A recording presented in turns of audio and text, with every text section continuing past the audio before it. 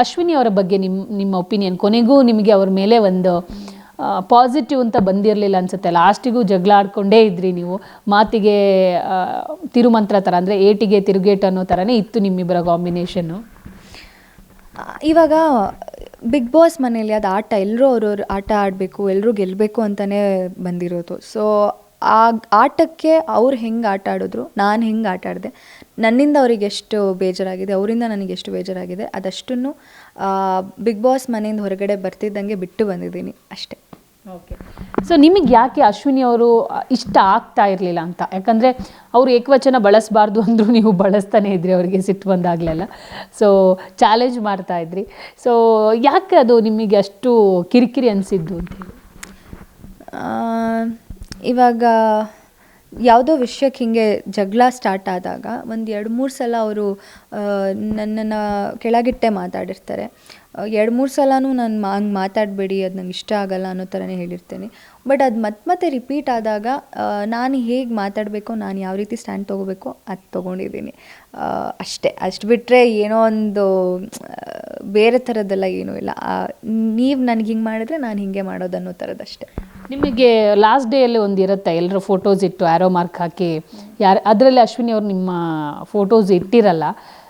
So ನಿಮಗೆ ಏನು ಅನಿಸುತ್ತೆ ಆ ಟೈಮಲ್ಲಿ, ಅಥವಾ ಬೇಜಾರಾಗಿತ್ತು ಆ ಟೈಮಲ್ಲಿ ಏನು ಹೇಳೋದಕ್ಕೆ ಅಂತ ಹೇಳಿ? ಯಾವ್ದು ಹೇಳಿ? ಆ್ಯರೋ ಮಾರ್ಕ್ ಕೆಳಗಡೆ ಯಾರು ಇರ್ತಾರೆ ಅದು ನನ್ನ ಫೋಟೋ ಇಟ್ಟಿದ್ರು, ಕೆಳಗಿಟ್ಟಿದ್ರು, ಇಟ್ಟು ರೀಸನ್ ಕೊಟ್ಟರು. ಅದರಲ್ಲಿ ಅವರು she is already a winner ಅನ್ನೋ ಥರನೇ ಹೇಳಿದ್ರು. ಅದೊಂದು ಪರ್ಸ್ಪೆಕ್ಟಿವ್ ಅಷ್ಟೇ.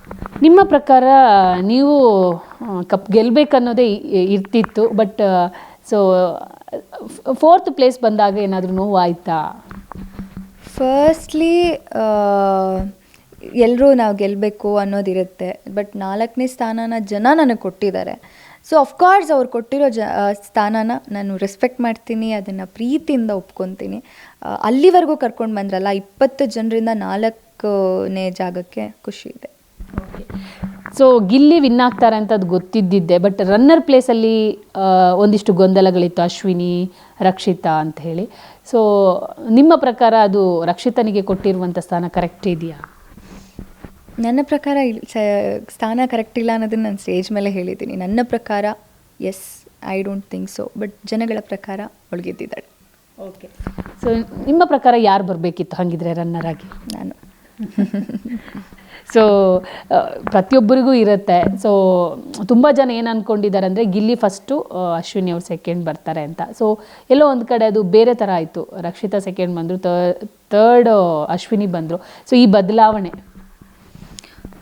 ಅಷ್ಟೇ. ಅಂದರೆ ಜನರು ಓಟೆ ಅಲ್ವಾ, ಜನರಿಗೆ ನಾವು ಏನೇ ಹೊಡೆದಾಡ್ಬೋದು, ಏನೇ ಕಿತ್ತಾಡ್ಬೋದು, ನಾನು ಅನ್ಬೋದು, ಬಟ್ ಕೊನೆಗೆ ಜನರಿಗೆ ಏನು ಇಷ್ಟ ಆಗುತ್ತೆ, ಜನರಿಗೆ ಯಾರು ಇಷ್ಟ ಆಗ್ತಾರೆ ಅವರೇ ಗೆಲ್ಲೋದು ಅಷ್ಟೇ. ಟ್ರಯಾಂಗಲ್ ಲವ್ ಸ್ಟೋರಿ ಒಂದು ಸುದ್ದಿ ಆಗಿದ್ದು, ಒಂದು ನಿಮ್ಮನ್ನು ಗಿಲ್ಲಿ ಇಷ್ಟಪಡ್ತಿದ್ದು, ಗಿಲ್ಲಿನ ರಕ್ಷಿತಾ ಇಷ್ಟಪಡ್ತಿದ್ರು ಅಂತ. ಸೊ ಈ ಥರದ ಆ್ಯಕ್ಟಿವಿಟೀಸ್ಗಳು ಇರ್ತಾ ಇತ್ತು, ಅಥವಾ ಅದು ಬರೀ ಕ್ಯಾಮ್ರಾ ಮುಂದೆ ಮಾತ್ರ ಅಷ್ಟು ಹೈಲೈಟ್ ಆಗಿದೆಯಾ ಅಂತ? ಆ ಥರದ ಆ್ಯಕ್ಟಿವಿಟೀಸ್ ಏನೂ ಇರ್ತಿರ್ಲಿಲ್ಲ. ಹೀಗೆ ರೇಗಿಸ್ಕೊಂಡು ತಮಾಷೆ ಮಾಡ್ಕೊತಾ ಇದ್ವಿ. ಅಂದರೆ ಒಂದೇ ಸಿಮಿಲರ್ ಏಜ್ ಗ್ರೂಪ್ ಆಗಿಡೋದ್ರಿಂದ ಹಾಗೆ ಇವಾಗ ನಾವೆಲ್ಲ ಹಿಂಗೆ ಫ್ರೆಂಡ್ಸ್ ಎಲ್ಲ ಕೂತ್ರೆ ರೇಗಿಸ್ಕೊತೀವಿ, ಕಸಿನ್ಸ್ ಎಲ್ಲ ಕೂತ್ರೆ ಹಿಂಗೆ ರೇಗಿಸ್ಕೊತೀವಿ, ಅದು ಹಾಗೇ ಬರ್ತಾಯಿತ್ತು. ಅದು ನೋಡೋ ಜನರಿಗೆ ಏನೋ ಒಂದು ಈ ಥರದೊಂದು ಒಪಿನಿಯನ್ ಕ್ರಿಯೇಟ್ ಆಗಿದೆ ಅಷ್ಟೇ. ಅಂದರೆ ನೀವು ಗಿಲ್ಲಿ ಮಾತಾಡಬೇಕಾದ್ರೆ ರಕ್ಷಿತಾಗೆ ಜಲಸ್ ಫೀಲ್ ಏನಾದರೂ ಆಗ್ತಿತ್ತಾ? ಅವಳು ಯಾರ ಜೊತೆ ಕ್ಲೋಸ್ ಆದರೂ ಅವಳ ಜೊತೆನೇ ಇರಬೇಕು ಅನ್ನೋ ಒಂದು ಮನಸ್ಥಿತಿ ಇರೋ ಹುಡುಗಿ. ಅಂದರೆ ಆ ಪೊಸೆಸಿವ್ ಫೀಲ್ ಮಾಡ್ಕೊತಾಳೆ. ಅದು ತಪ್ಪು ಅಂತ ಹೇಳೋಕ್ಕಾಗಲ್ಲ. ಸೊ ಅದೇ ಥರ ಗಿಲ್ಲಿ ವಿಷಯದಲ್ಲೂ ಆಗಿದೆ. ಇವಾಗ ಗಿಲ್ಲಿ ಜೊತೆ ಅವಳ ಫ್ರೆಂಡ್ಶಿಪ್ ಮಾಡ್ಕೊಂಡಿದ್ದಾಳೆ ಅಂತಂದಾಗ, ಗಿಲ್ಲಿ ನಾನು ಮಾತಾಡ್ತಾ ಇದ್ದಾಗ yes, maybe she felt possessive about it. ಇವಾಗ ಫಾರ್ ಎಕ್ಸಾಂಪಲ್ ರಘು ಸರ್ ವಿಷಯದಲ್ಲೂ ಹಾಗೆ ಮಾಡ್ಕೋತಾ ಇದ್ಲು. ಗಿಲ್ಲಿಯ ಕೆಲವೊಂದು ಡೈಲಾಗ್ಗಳು ಅಥವಾ ಅವ್ನು ಮಾಡ್ತಾರೋ ಕಾಮಿಡಿ ಯಾವತ್ತದು ಕಿರಿಕಿರಿ ಆಗಿದ್ದಿದೆಯಾ ಕಾವ್ಯಗೆ? ಅಂದರೆ ಏನಾಗುತ್ತೆ ಗೊತ್ತಾ, ಫ್ರೆಂಡ್ಶಿಪ್ಪಿಂದ ನಮ್ಗೆ ಯಾವುದೇ ರೀತಿ ಪ್ರಾಬ್ಲಮ್ ಅಥವಾ ಆ ಥರದ್ದಿಲ್ಲ. ಇವಾಗ ಇಟ್ಸ್ ಕಾಮನ್. ಇವಾಗ ಒಂದು ಫ್ರೆಂಡ್ ಆಗಿದ್ದಾನೆ ಅಂದಾಗ ಏನೋ ಇರಿಟೇಟ್ ಮಾಡಬೇಕು ಅನ್ನೋದು ಅವ್ನಿಗೆ. ನನಗೆ ಇರಿಟೇಟ್ ಆಗ್ತಿದೆ ಅಂತ ಹೇಳೋದು, ಇರಿಟೇಟ್ ಆದಾಗ ತೋರಿಸ್ಲೇಬೇಕಲ್ವ, ನಂಗೆ ಇರಿಟೇಟ್ ಆಗ್ತಿದೆ, ಸುಮ್ಮನಿರು ಅಂತ. ಆ ಥರ ಆಗ್ತಿತ್ತು. ಬಿಟ್ಟರೆ ತೀರಾ ಅದು complication, this is not at all a question ಅಂತ ಅನಿಸ್ತು. ನಿಮ್ಮ ಪೇರೆಂಟ್ಸ್ ಬರೋ ಒಂದು ಡೇ ಇತ್ತು, ನಿಮ್ಮ ತಮ್ಮನ್ನ ಇಮಿಡಿಯೇಟಾಗಿ ಕಳಿಸ್ಬಿಡ್ತಾರೆ, ಅವರು ಏನೋ ಹೇಳಿದರು ಹೊರಗಡೆ ವಿಚಾರವಾಗಿ, ಆವಾಗ ನೀವು ತುಂಬ ನೋವು ಪಡ್ಕೋತೀರಾ.